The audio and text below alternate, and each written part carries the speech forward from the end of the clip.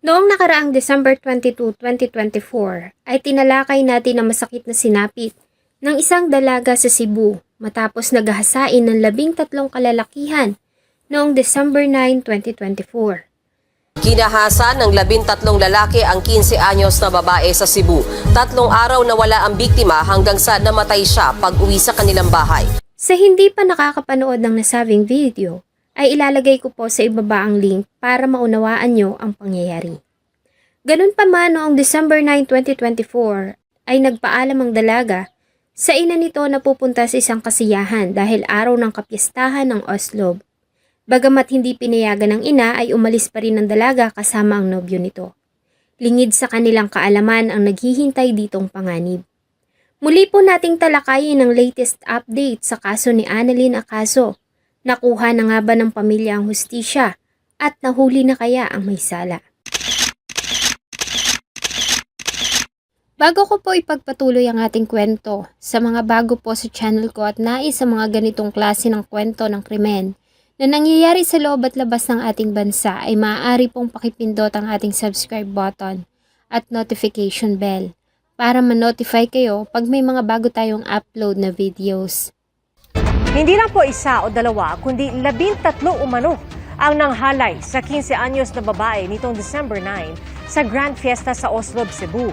Namatay po kalaunan ang biktima. Sa report na inilabas ng Philippine National Police at Criminal Investigation and Detection Group, ay napag-alaman nila na noong December 9, 2024 ay nagtungo nga ang biktima na si Annalyn sa Oslob para sa pagdiriwang ng kapistahan ng lugar. Subalit mula ng araw na iyon ay hindi ito umuwi sa kanilang bahay. At hindi alam ng kanyang pamilya kung saan siya nagpunta. Kaya naman dumulog na ang kanyang ina sa tanggapan ng kapulisan noong December 11, 2024. Habang pauwi na galing sa istasyon ng pulis ay nakita nito ang anak na naglalakad sa kalsada at wala sa sarili. Matapos na makapagpahinga at bumalik ang lakas ng dalaga ay dito na nito sinabi sa ina ang masakit na sinapit. December 12, 2024 kasama ang ina ay nagtungo sila sa tanggapan ng kapulisan para i-report ang pangyayari. Ayon sa salaysay ni Annalyn noong gabi ng December 9, 2024, habang nakaupo siya sa Quartel Heritage Park sa Barangay Poblasyon sa Oslob, ay nilapitan siya ng mga hindi niya kilalang lalaki at niyayang uminom. Bagamat tumanggi umano ang biktima ay wala na siyang nagawa dahil sa tinutukan siya ng kutsilyo ng isa sa mga lalaki sa tagiliran. Kunti lamang ang kanyang ininom subalit agad na nandilim ang kanyang paningin at nawala ng lakas ang kanyang katawan. Inom kay muli ko na maskuila pa ko kaugma yana siya nga way uso maskuila nana to mga laki ko no tracing jud yana kanina nawag nga dali na mo kay nana sa biktima huntaan ni. Dito na siya halinhinang ginahasa ng 13 mga kalalakihan. Nang magising ay wala na ang mga lalaki at nagkalat na ang balat ng chichirya, bote ng alak at isang daang piso na lamang ang nakita niya sa lugar.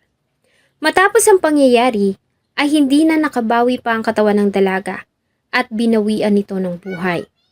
Base sa autopsy ng dalaga ay positibong ginahasa ito. Maliban dito ay nakitaan din ito ng malalaking pasa sa iba't ibang bahagi ng kanyang katawan, lalo na nga sa pagitan ng kanyang mga hita.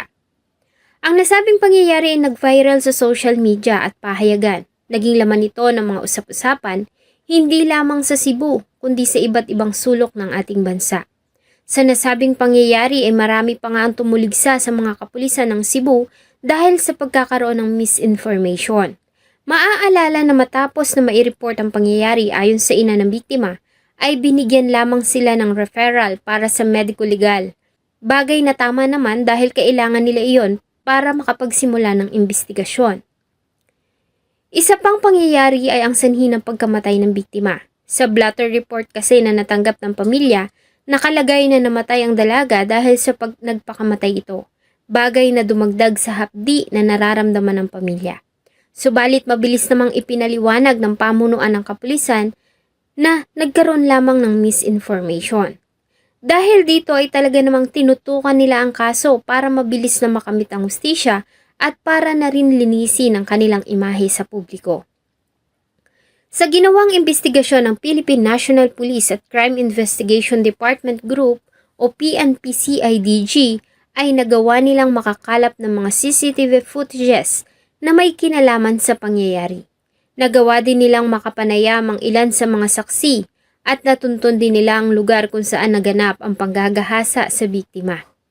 Sa pamamagitan ng mga ito ay agad nilang pinangalanan ang mga taong responsible sa krimen. Matauhan ng PNP-CIDG ang 4 na sospek na humalay umano sa isang menor de edad sa Oslob, Cebu. Ang biktima, nasawi din ilang araw matapos ang krimen. Sa follow-up operation na isinagawa ng PNP-CIDG ay agad na naaresto ang 4 na mga suspect na pinangalanan nilang alias Luis, alias Cyril, alias Tristan at alias Kent sa barangay Kasay sa munisipalidad ng Dalaguete, Cebu. Ayon sa report, 2 sa mga ito ay magkapatid. Ang mga ito ay mga dayo lamang sa Oslob dahil nga sa naganap na kapistahan. In relation sa incident sa Oslo, meron na po tayong 4 na suspect na naaresto and we are preparing the documents for the filing of criminal complaints against them. Nasa kustudiya po sila ng CIDG Cebu. Ayon din kay Police Lieutenant Colonel Jake Filosofo, ang hepe ng CIDG Cebu City Field Unit, base sa ginawa nilang investigasyon at sa mga nakuha nilang CCTV footages, ay hindi 13 ang sangkot kundi 6. Ganun pa man maaalala sa pahayag ng biktima na bago pa siya mawala ng malay ay narinig niya ang isa sa mga suspect na may kausap sa cellphone at may mga taong tinawagan at sinabing magtungo na sa lugar dahil may bago na naman silang bibiktimahin. Ganun pa man ayon sa kapulisan, ay hindi naman nila isinasara ang posibilidad na may iba pang mga sangkot maliban sa 6 na nakuhaan ng CCTV na nag-iinuman. Kaya naman hindi pa rin nila isinasara ang kaso at patuloy na gumugulong ang investigasyon. Kabilang din sa mga iniimbestigahan ay kung may kinalaman ba sa pangyayari ang nobyo ng biktima, na huling nakasama nito noong December 9, 2024. Tama yung kanyang boyfriend to attend nga po yung fiesta. So, malaki po ang kailangan i-explain po ng kanyang nobyo bakit nangyari po dito sa biktima. December 26, 2024, ang mga suspect ay opisyal nang sinampahan ng kasong statutory rape at homicide sa Prosecutor's Office ng Cebu.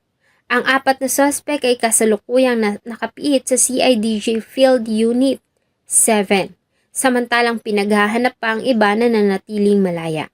Ang kaso ni Annalyn Acaso ay isa sa pinakabrutal na kaso ng panggagahasa at pagpatay noong nakaraang taon. Sana po ay nagustuhan niyo ang isa na namang kwento na akin pong ibinahagi. Marami pong salamat sa inyong patuloy na pagtangkilik sa akin pong mga videos. Huwag niyo pong kalimutang mag-iwan ng inyong saloobin at suggestion sa atin pong comment section. Thank you so much po and see you in my next video.